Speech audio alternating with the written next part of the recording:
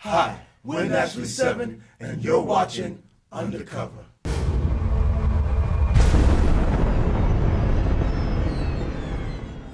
Well, welcome to Undercover, where today we're going to tell you a great story. It's the story of Naturally 7. We've got the guys here. Welcome to Australia, guys. Thank you. Thank you. They've been here on tour with Michael Bublé, but the story goes back a long, long way before that. I think 1999, is that when we begin? Yes. Yeah? Yes, that's a good time. How did it all begin then? Well, many years ago. I was about to do a whole Star Wars thing. Yeah, I was just waiting for the credits to play over my head. But I didn't have the right line. We started in church. In church, just as a traditional a cappella group. Just love the way that, hearing our voices harmonize. And started out with my brother and I. Warren over here, and everybody else, instead of just having like open call and auditions, everybody's like a friend of a friend at the most. And we just started that we wanted to be a little bit different a couple of years later, around about 2000, 2001, maybe 2 years later, and we started adding more and more, I guess, imitating instruments, which we now today call vocal play. So you got a cappella, means that you sing without instruments. We've coined the phrase vocal play becoming the instruments. Right, yeah. And vocal play really is what this whole band is all about, isn't it? That's what it's come down to. It's an interesting term, vocal play. Yeah. I mean, it's almost something you're going to put into the English language, isn't it? That's It's going to become a term as a result of Naturally 7. That is the goal. That is the goal that many years from now, that it will be used as just a regular way to explain a genre of music or a style that you're doing. Yeah, and some amazing variety of vocals in this group too. Seeing you guys the other night, performing in front of 12,000 people in Melbourne, and just hearing the magic that comes out of the voices is truly incredible. Getting together and starting off a cappella before vocal play was actually coined. Who did you actually listen to? Who were your influences prior to that? We all grew up in a denomination, most of us that was very keen on a cappella music. They didn't really like instrumentation, too much instruments in the church. And basically, we had from Take Six to Breath of Life Quartet. Little by little, we came across the Bobby McFerrins of the world and Manhattan Transfers. Anybody that actually just did anything that was probably beyond 3-part harmony. Yeah. And would drop the band for a second. Wow, okay, that's great. We're attracted to all of that type of stuff. But even going back to I think the 30s and the 40s, with the Golden Gate Quartet. People have been doing it for a while, and we were just trying to bring it to the forefront. Bring it back. Because I guess, if we go back to the 30s and 40s, wasn't the term barbershop back then? Yeah. Which is, again, a style within itself in a cappella. I mean, a cappella is really, all around the world, is pretty big. It's pretty big. And it's, when it comes to whether it be Grammys or just the commercial industry, it's really kind of overlooked. And we're going to do something about that. Yeah, well, somebody like Bobby McFerrin, who had a massive hit around the world with Don't Worry, Be Happy. Manhattan Transfer, Chansons d'Amour was huge everywhere. Is it about having a hit song, or is it about just being creative? For us, first, creative. That's where, I mean, we definitely didn't come together and say, you know what, guys, we need to have a hit song. That is, just part of the journey, but being creative and finding that thing that you do the best.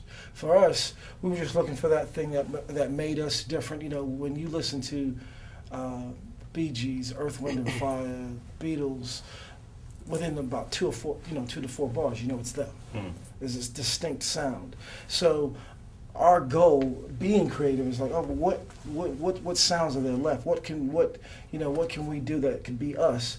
And the best thing to do is just find what's in you, and usually that's what it is, because those same bands I just mentioned probably didn't really have to search far. They found it within themselves, and that's what we did. We found out that each guy had a tremendous talent to, imitate something that probably the other six of us go, oh wow, that sounds great.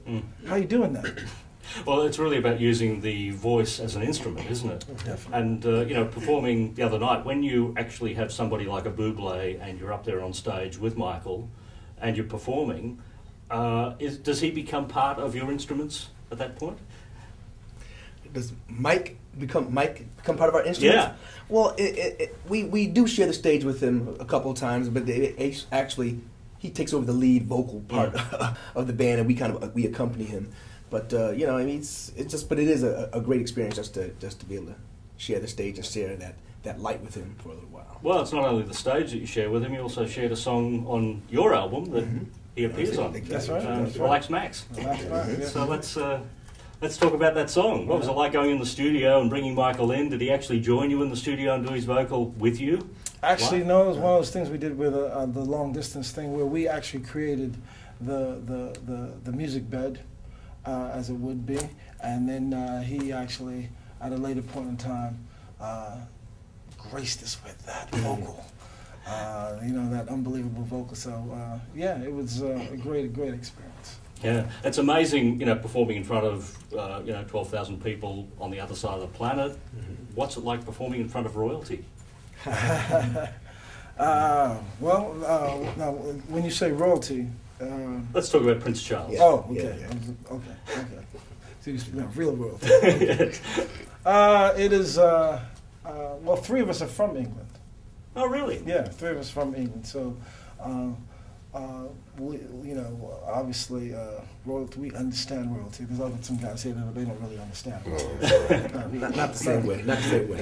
Well, it's not even, we don't understand royalty. No, I understand. I understand. We're talking We're having a moment right now. Do you want to go to another room and discuss this and come back later? Actually, right here is fine. Yeah. We understand. It's good. It's good. But there's a long, rich history, and Prince Charles actually came up to us that night and said he thoroughly enjoyed what we did, and that was good. That was a good word. Yeah. So no, that was great. That was a great experience. Obviously, a once in a lifetime experience. Yeah. When he's king, folks, Sir Roger Thomas. You wait for it. He'll be knighted. Yeah. But you get to perform, for some amazing things. Quincy Jones' 75th birthday. Now, there's musical royalty. See, that's why I wasn't sure. Yeah, exactly. Yeah. So yeah, that's a living legend. He again, when we did his 75th birthday, and he came up to us afterwards, because that night we were the only, I would say, only non-legends on the stage. We're up there with the Patty Austins and the Herbie Hancocks and so forth and so forth, and he just came like, who the heck are you guys? And from that, we became friends from that time. He invited us to his home. We've done recordings with him now, and it's a nice person to have in your corner. We've got the opportunity to get on a lot of big shows around the world too. Ellen. Yes. Yeah. That must have been a bit of fun. Oh, fun. Yeah. Super fun. Oh yeah. Ellen, Leno. We've had a lot of I think last year we might have done Leno I think we broke a record just by being on the show twice within a week, 7 days. Within 7 days. Okay, yeah. So, having fun. Yeah. Let's talk about Coldplay. How did that come about? Who's that? Some British royalty again. Sir Chris Martin. It's a funny story because we're such big, a few of us are such big Coldplay fans, and we were doing a show in I forgot what was the name of the Pigalle Club. And it was Piccadilly, London. Somebody said to us that I think during the break, it's like Chris Martin and Brian Eno are here. And we're like, in this small little place, and we look up, and there he was, jamming, rocking.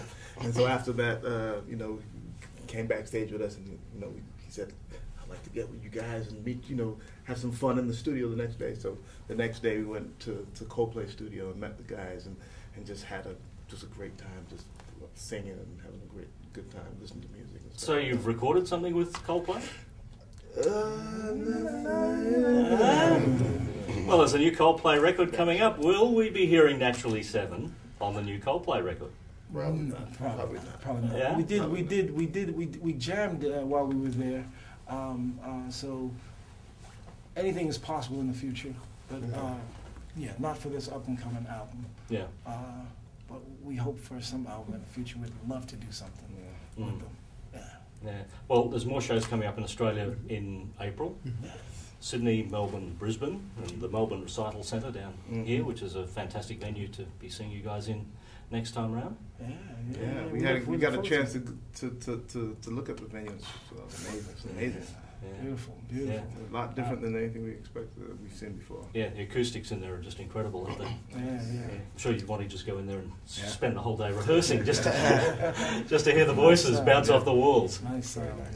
Yeah. Well, we'll be seeing them back in a few months. Naturally 7 here at Undercover.